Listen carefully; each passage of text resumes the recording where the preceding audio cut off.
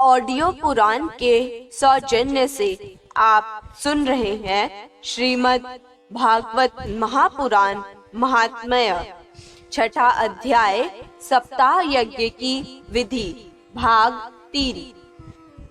यदि शक्ति हो तो सातों दिन निराहार रहकर कथा सुने अथवा केवल घी या दूध पीकर सुखपूर्वक श्रवण करें, अथवा फलाहार या एक ही समय भोजन करें, जिससे जैसा नियम सुभीते से सध सके उसी को कथा श्रवण के लिए ग्रहण करें।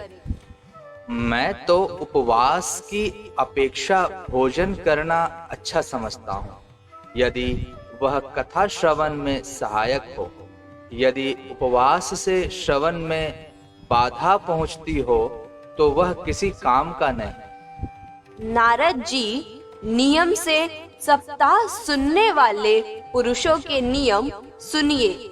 विष्णु भक्त की दीक्षा से रहित पुरुष कथा श्रवण का अधिकारी नहीं है।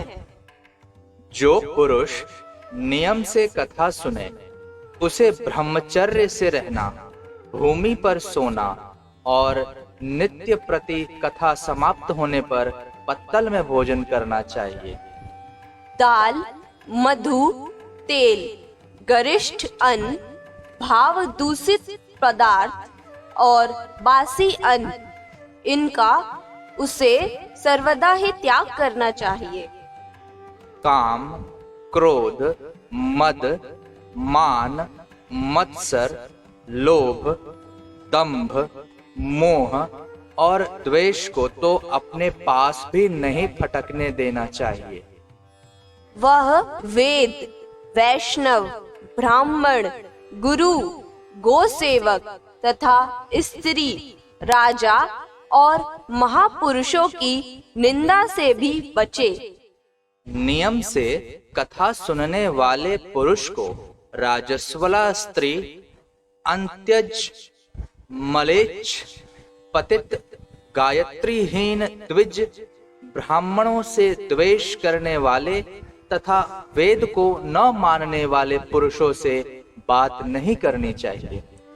सर्वदा सत्य, शौच, दया, मौन, सरलता, विनय और उदारता का बर्ताव करना चाहिए।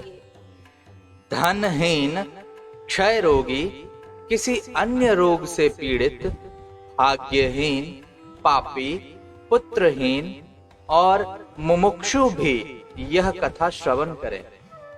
जिस स्त्री का रजोदर्शन रुक गया हो, जिसके एक ही संतान होकर रह गई हो, जो बांझ हो, जिसकी संतान होकर मर जाती हो अथवा जिसका गर्भ गिर जाता हो, वह यत्न पूर्वक इस कथा को सुने।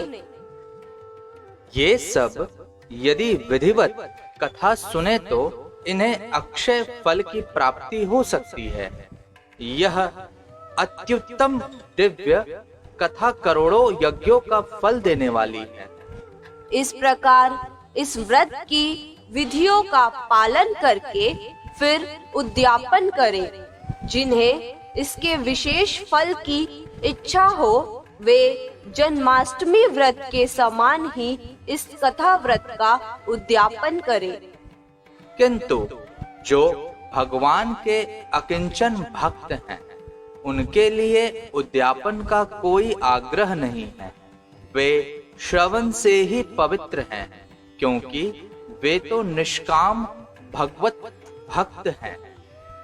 इस प्रकार जब सप्ताह यज्ञ समाप्त हो जाए, तब श्रोताओं को अत्यंत भक्ति पूर्वक पुस्तक और वक्ता की पूजा करनी चाहिए।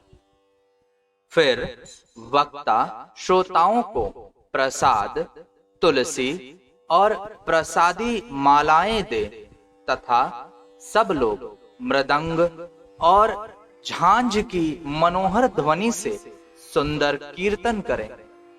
जय जयकार, नमस्कार और शंख ध्वनि का घोष कराए तथा ब्राह्मण और याचकों को धन और अन्न दे।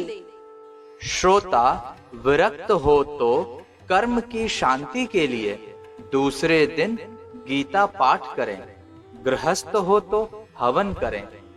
उस हवन में 10वें स्कंद का एक एक श्लोक पढ़कर विधि पूर्वक खीर, मधु, घृत, तिल और अन्न आदि सामग्रियों से आहुति दे। शेष अगले भाग में। धन्यवाद।